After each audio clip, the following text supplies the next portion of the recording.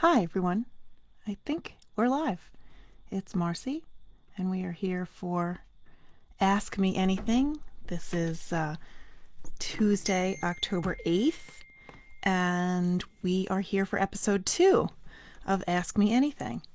I am excited to see if anyone comes. I'm excited to chat with you guys about stuff. I have 2 questions that have been asked, and so that's it. So here we are.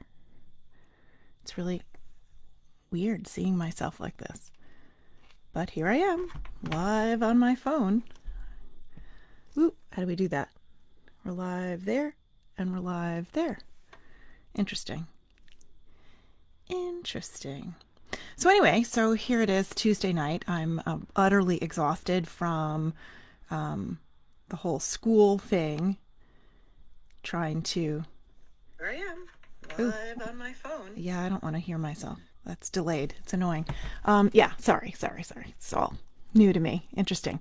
Yeah, so school's going okay. I'm starting to make some headway and sort of figure out exactly the lay of the land and how to use the technology to do what I need to do for my students as best as I can. Figure out, like, it's like year 26, and I feel like a second year teacher.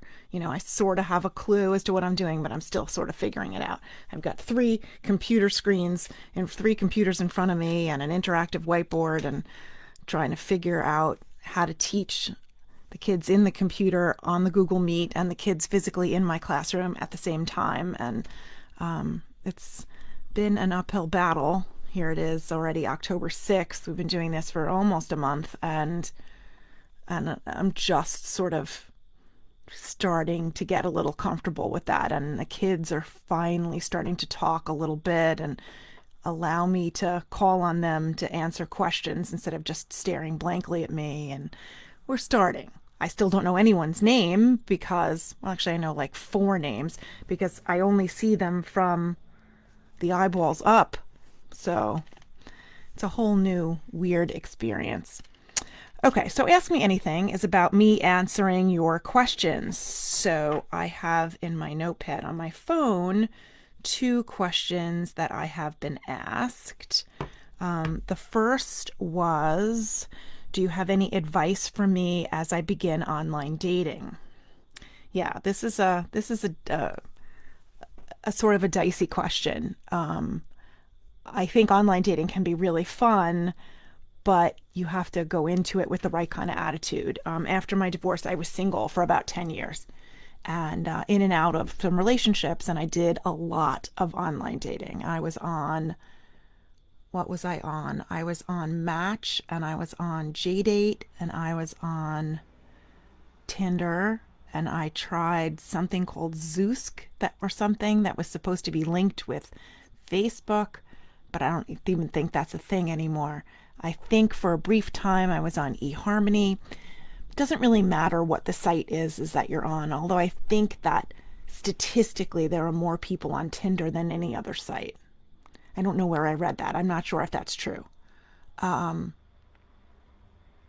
Basically, my advice would be to, on paper, before you even get to the website, I would make a list of the things, the qualities, the descriptions of your ideal person, the ideal person you want to date, man, woman, doesn't matter. A list of all of the ideal things, and then a subset list of the deal breakers, the things that have to be in place that you wouldn't compromise on, you wouldn't accept without. And then I would write your own bio. Like if you were an author or you were being introduced by somebody at an event, what would they say about you? And I would strongly suggest that you be as real and as honest as possible. No cliches, no sugarcoating, no like long walks on the beach bullshit.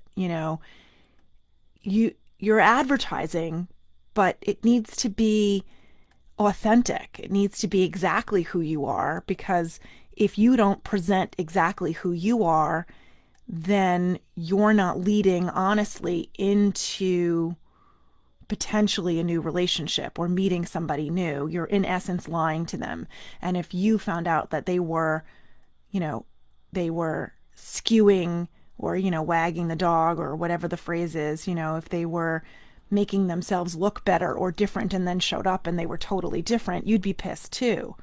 The thing with online dating is, I think that there's roughly the same percentage of men and women looking for a serious relationship, but I think there's a larger percentage or a significant percentage of people who say they're looking for a serious relationship, but they're only really looking for a hookup. And I've met quite a few people. I mean, and you have to keep your standards high, keep your boundaries tight, and not let anyone really in until you're really sure about who they are. You know, I'm usually the kind of person in my life, I've been the kind of person who jumps in with both feet. And we jump in with both feet and you go quickly because the rush of sexual excitement, the rush of attraction, the rush of like somebody else, you feeling like this like simpatico sort of like symbiotic thing going on. And it's easy to fall into that and take down your boundaries and sort of forget your standards or forget your plan and just jump in. But at that point, you don't really know who the person is. I strongly, especially because of online dating, these people are total strangers. They could tell you anything and present themselves any way. I think that you have to be extra careful about personal information that you give. I know this is a little contraindicated. You have to tell them who you are, but like don't give them your home address and don't let them pick you up at the house. I think I'm skipping around a bit. Meet in a public place, stay in a public place, and I would only meet them in public places for the first while, whatever that is, until you really start to get a sense of who they are and begin to trust them. I talked about it in my memoir that I was catfished.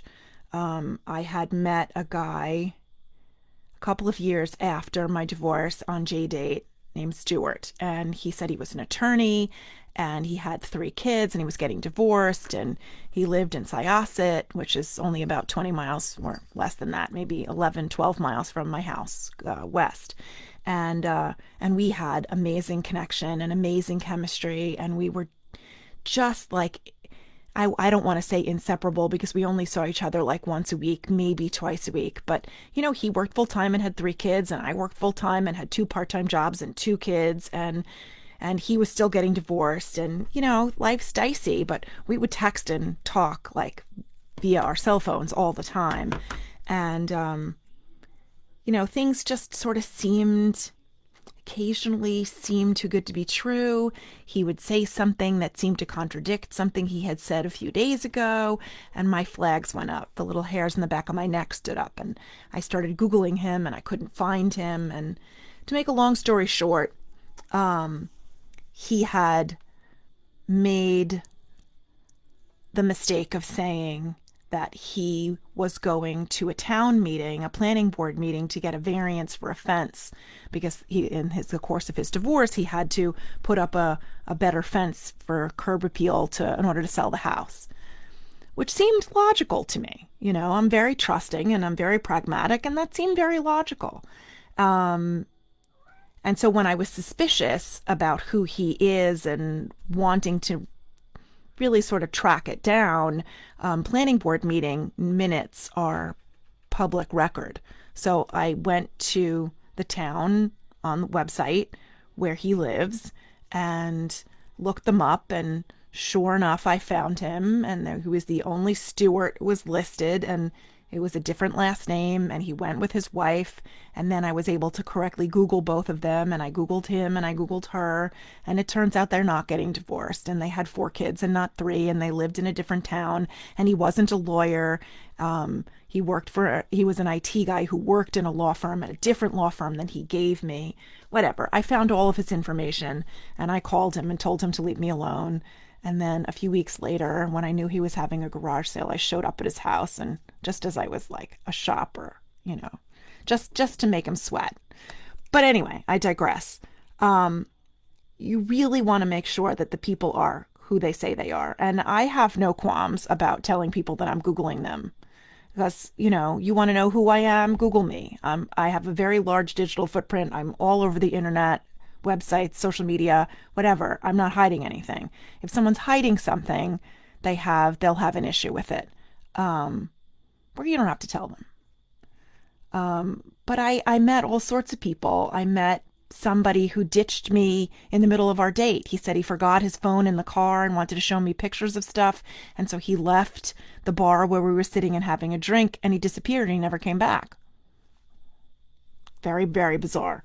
I had some guy tell me that my vocabulary words that I used when I was speaking, my word choice was too sophisticated for him, and he asked me if I could dumb down my speech when I was with him. And I was like, absolutely not. If you're not smart enough for me, I'm not going to dumb myself down. Why don't you stand up a little bit? And he's like, what, I'm too short too? Yeah, no, bye-bye. I've met guys, we had wonderful dates, we had great times, and like by the second or third date, they're asking me for $4, $5, $6, $7,000 because that somehow they think I have this money to spare. Single mom, 2 kids, 3 jobs. Like, are you kidding? So there's a lot of losers out there, a lot of people who say they want a long-term relationship, and by the end of the first date, they're trying to, get to the goods. And if that's what you're looking for and that's what they're looking for as consenting adults, rock on, baby, go ahead. But if that's not what you're looking for, then people have to be honest with one another. So what do you do about online dating? Truthful profile, high standards, know exactly what you're looking for, and don't settle for less because you're worth it. You're worth waiting for. I was single for 10 years. I got divorced in 2007. Yeah, divorced in 2007, and I got remarried in 2017. So yeah, it was literally 10 years. And I wasn't going to settle. I had been in some relationships that had started online, and some good significant relationships with people that started online and just sort of didn't work out, like, sure, we could have stayed together, but it just wasn't right. So if it's not right, and your inner self, your inner voice, you got to trust that. If that's telling you that you need to get out, then you need to get out. And the only person who needs to give you permission for that is you. Hence the whole permission to land thing, So that's the best answer to that question that I can give you without any more specifics. The second question that I was asked today was, I got divorced because my husband cheated on me and worked very hard to cover it up. I divorced him, and even though I'm dating now, I can't seem to open up and allow myself to trust any of the men I'm dating. How can I learn to trust again? Well, this is a huge one, especially because I'm assuming your husband who you were with was, you married him. I don't know if there are kids involved. Not that that matters so much, but, you're married to somebody, you take vows with somebody publicly, and then that person not only betrays your trust by having an affair. Was it an ongoing thing or a one-night stand? I don't know. It just says cheated, so I'm assuming it was more than a one-night stand, and then tried to cover it up. So that's just like betrayal on top of betrayal. And that's wounding. If you feel like you can't trust the person that you've vowed to spend your life with, then kind of who can you trust, really? But at the same time, a life without trust is kind of sad and lonely, I think. Like you're dating, it says you're dating now, but how are you dating if you don't trust them? Like, to me, you'd have to trust them to sleep with them. To me, you'd have to trust them to allow them into your heart and to actually be with them. I don't know if you're dating and you're just, like a different guy every weekend to try to find somebody, or you're in a relationship. The question didn't say that, so I don't know. But I would want to work on my ability to trust. And after I got divorced, and my divorce wasn't terrible. The co-parenting and the 10 years after that was kind of crappy, but the divorce itself was pretty quick. So, but I you're wounded and you're feeling grief at that point, and you're mourning over the loss of the marriage and the loss of the hopefulness and the romance that you thought was going to always be. So it's hard to get over that. It's hard to figure out how to let yourself be that vulnerable again, because the instinct really is to circle the wagons and close up shop. For me, the trigger, I mean, the release and the processing point is always writing. And I would journal about it. I would strongly consider seeing a therapist for a while, just so you can have a safe place to voice all of those thoughts about vulnerability and insecurity and trust and trustworthiness, and how to let that boundary down, to let somebody who has proven their trustworthiness into your inner circle, into the circle of trust, as Al Pacino says in Meet the Parents. It's a tough thing. I had sworn that I wasn't going to get married again because I didn't want to have to need a lawyer to break up with somebody. I wanted to be able to just say, get the F out, and kick somebody to the curb, which I have done a couple of times. But when I started dating Michael, you sort of can't casually date a man that you've known 29 years. So it was like a thing from the beginning. And 6 months into our relationship, I decided that I wanted to marry him. And I was surprised because it was a total 180 reversal of my feelings before. And it was one of the smartest things I've ever done in my life, truthfully. He's my favorite person. Besides my children, he's my favorite person. And we can all find that. It's just a matter of looking well enough, looking in the right places, or looking with the right mindset. Now, here's like a sort of subset to the first question, sort of deviating away from the second question for a minute. But there are people who I know, there are a few friends of mine who were single after having been married for like 20 years, and they're divorced now, and they're starting to date, and they're really, really nervous about dating.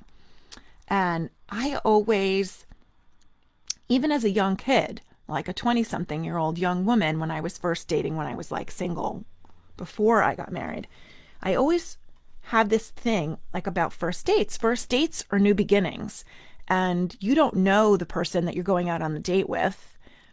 And to me, there's nothing to lose. You haven't invested anything yet. You've invested no time, you've invested no money, you've invested no anything. The only thing that you've invested is the time and money it took you to get to where the date is. So the gas or whatever, the time that you took you to drive there or take the train or walk or whatever. And the thought of what you're going to wear and get dressed. That's really kind of all you've invested. And if the date doesn't work out, the date doesn't work out. It means that you weren't a good fit, or the other person didn't fit you. It doesn't mean that I wouldn't look at it like you didn't like they didn't like you. Like, is the person going to like me? It's really more about, are you going to like who you get to be with that person? This was something I didn't figure out till my 40s. I'd always had this idea that first dates were kind of fun, but at the same time, until I was about 45, 44, 45, I was always thinking, how I could present myself in a way that would be attractive to the guy. Like, how do I make myself so that he likes me? Not really thinking that what was more important was if I liked him, and even more important than that, did I like me with him? Did I like the version of me that I was with that other person? Did I feel safe enough to make the stupid baby voice that I make when I talk to my cats, to tell bad jokes, to, sing a song, to really tell the truth about myself? Not necessarily every little nitty gritty private thing that I would have to say, but, the actual essence of me. And there are some people whose chemistries you don't match with, like, or sync with right away. People whose energies are just so different, or, there's just something about them that you really don't feel like you can totally be yourself with. And, you have your meal, or you have your drink, or you have your coffee, or your ice cream, or whatever the heck it is. Well, dates always revolve around some sort of food item. And then you leave. Thank you. Have a nice life. Things were great or not, whatever. But there's no reason to get overly invested. There's no reason to be upset about that. It just didn't work. Let's move on to somebody else. Let's swipe left on somebody else on Tinder, or is it right? Or I don't know what direction. Maybe there's somebody else online, or somebody who you know from work, or somebody's friend or brother or cousin or whatever from, use your contacts. But I think people get too overly anxious about something that they have not made any investment in. And it's just an excuse to meet somebody new. And if it doesn't work, it doesn't work. It doesn't take anything away from you. When that guy left me at the bar, when he ditched me to go supposedly get his phone from his car and never came back, I didn't feel like, oh my God, he didn't like me. I feel really bad about myself, because I wasn't even sure I liked him, but I was having a conversation with another human being, and that inherently I find interesting. What makes somebody else tick? What makes somebody else happy or sad? Or, what are they interested in? That I'm always interested in. If somebody comes to me with a passionate idea, and I remember he was talking about cars. He was restoring some classic cars or something and wanted to show me pictures of it. And that's what he said. He left his phone in his car or whatever. And I had made a joke to the bartender, and I said, $10, the guy doesn't come back. And she's like, oh, he would not come back. And of course he didn't come back. Hi, Gail. Good question. I think about that with my boyfriend. I just take it one day at a time, less anxiety. It's really all you can do, one day at a time. As well, all we can do about anything anyway is one day at a time, because that's all we get is one day at a time. And to ruin the current moment by thinking about shit that happened in the past is a waste of time. It's good to process and make sense of things, but then put it away. And it's to project into the future that hasn't happened yet. There's no really reason to worry about that. And, you guys have only been dating for a few months. If I'm correct, it was like March or April or something when you guys met. And you're in a good place from as far as I can tell. And there's really no reason. He's an independent person and got his own place to live, and you are a highly independent woman and you bought your own home, and it's great that the relationship is working, and you always look so happy when you post pictures of the two of you together. But I know for a fact that if the relationship went south, you might be sad, but you'd be fine, because you're soft and wonderful and mushy and hysterical and lovable, but you're also steel strong, or strong as steel, or whatever that is. You're a strong woman. You're a survivor. You're resilient. But you've gotten to the point where you're starting to trust him, and you're a little more involved. But I think it's too soon to tell whether this is long term.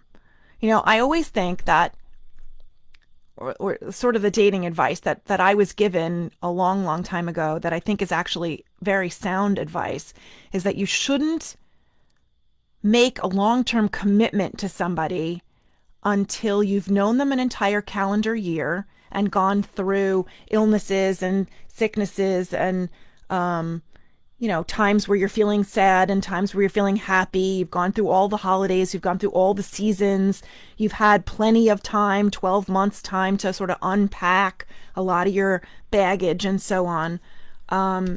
And I also think it's important to take a trip together, especially one with air travel, just to sort of see how people are when they get a little bit unhinged. How are we when we face anxiety, and how are we when we have to stand on lines and we're exhausted and we're traveling? How are you to get accustomed to sleeping in a new place, or visiting a new city, or your vacation styles? Like, that's kind of important, how you spend your downtime, and a vacation kind of brings out either the best or the worst in people, and either you're compatibly stressed or incompatibly stressed. Michael and I took a trip. We were only dating a month, and he had this idea of traveling down to Florida during my February break from school, and he was going to take a week off from work. He wanted to travel down to Florida to visit my father because he wanted to meet my dad, to reassure him, or to let him know and let him meet the man who was going to love his daughter forever. Just melts my heart, this man. I just love him so much. But it was the first trip that we took.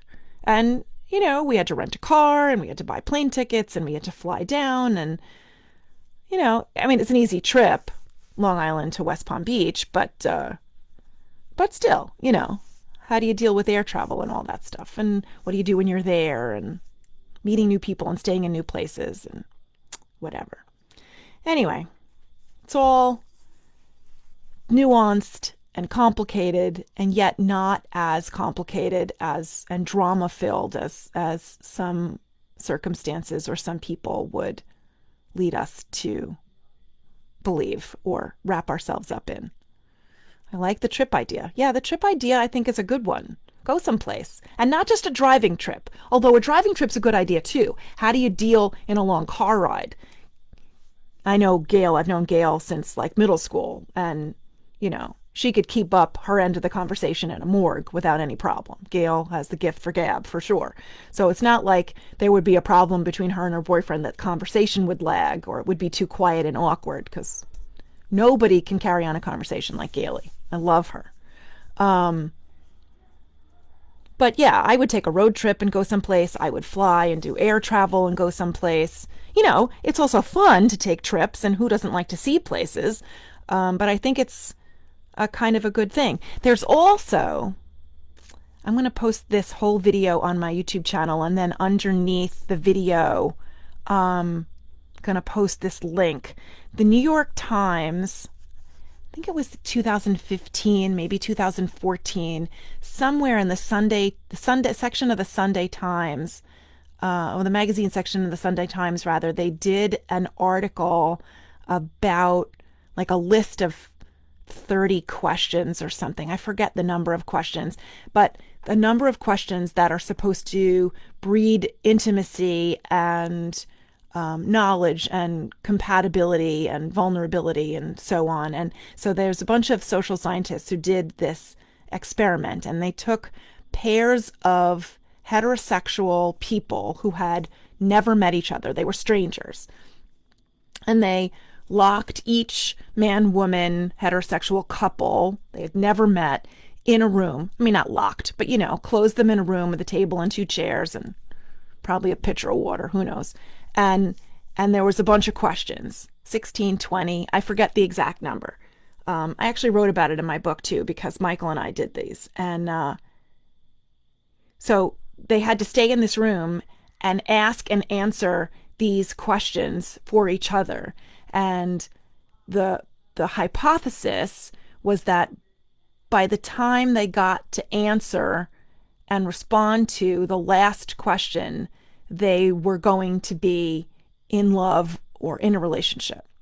And statistically, I don't know what the actual numbers were, but it worked. That by asking and answering thoughtfully this set of questions, and getting to know one another and exposing the soft underbelly and the vulnerability that we each have, that these couples got to know each other to such a degree that there was an opening of the heart, and they did fall in love or at least become very good friends. I didn't follow up to know, what happened to them months later or whatever.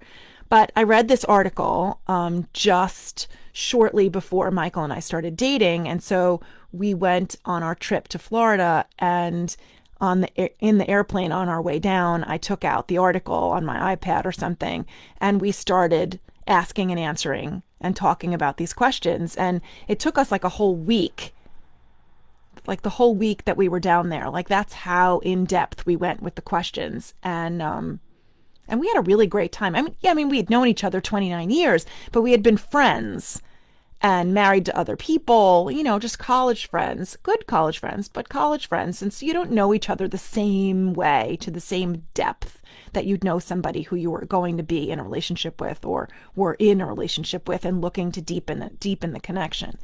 So it worked quite like a charm. But I don't know. I don't know if it would work for everybody, like if I was to ask and answer these questions with somebody with whom I was completely incompatible, my guess is that would come out too. Anyway, I don't know. It's been a half an hour, and I don't want to take too much of your time. And if I don't get to bed, 5 a.m. is going to hurt even more than it normally does. But these were the 2 questions I was sent. Please send me more questions. I would like to continue this every Tuesday in perpetuity. This is kind of fun for me. It would be more fun if more people besides Gail would show up and comment. But please send me Facebook message me your questions. If I don't know the answers, or I don't have any experience with the answers, I am the research queen. I will research them and get you actual answers, help you find contacts or resources or professionals or clinicians or whoever you need for whatever the question is. And it doesn't have to be anything hugely big. It could be, could be a small thing, whatever. I have a shit ton of very, not useless, but sort of minutia information, in my brain, and I would love to be able to share them with you guys. So, hey, Audra Siegel. I didn't see you, Audra. You're not chopped liver ever. I can't tell from my computer here who's watching and who isn't. I can see the number 4 in the window, that there are 4 people watching. But unless somebody makes a comment, unless I don't know how to use this, which is totally possible, unless somebody makes a comment, I don't actually know who's here. I don't know. I can see myself on Facebook, Gail Fryer, but I don't want to hear myself talk. Yeah, so I see only on my phone screen, I see what I see in the corner here. So, no, you're not chopped liver, Audra. How are you, Audra? Are you feeling better? I think you were sick recently. Or maybe I'm making that up and I'm confused. I don't know. But Gail and Audra and I all went to high school together at Comac South. We all graduated in 86, which it feels like a very, very, very, very, very long time ago at this point. But who knows? You're just teasing, of course. So that's it. We're fading fast here. I'm not talking, which is weird. Yeah, you're the one who's quiet. But you're cute, Gail. I love you. All right, so this is Marcy Brockman. This has been Ask Me Anything, the 2nd episode. It is October 6th, and I will see you. What's next Tuesday's date? The 15th? Is that what it is? Calendar. No, 13th. I can't add. Okay, so we'll see you again on October 13th at 8:30, and we'll do this again. So send me your questions. Oh, you were roomies in the Sawmill DC trip. Oh, what a memory. Oh my God. At that trip, when we were in DC, I got stuck in an elevator. That hotel that we were in had glass elevators on the outside of the building. And I got stuck in an elevator with 3 other kids and Joe DiPaolo, who I was terrified of at that point. And one of the other kids, I don't remember who the other kids are, but one of the other kids, a boy, spilled some Sprite on the floor. And so the whole floor of the elevator was wet and sticky. So we had to stand the entire time. And it was like 3 hours or something. We were in this elevator until they let us out. That's my one memory from this trip. You have pictures of you and Audra? I would like to see them. That would be fun.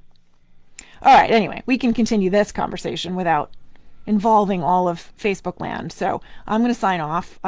This has been fun, the second episode of Ask Me Anything, and I will see you all next week, the 13th of October at 8:30 p.m. on Tuesday.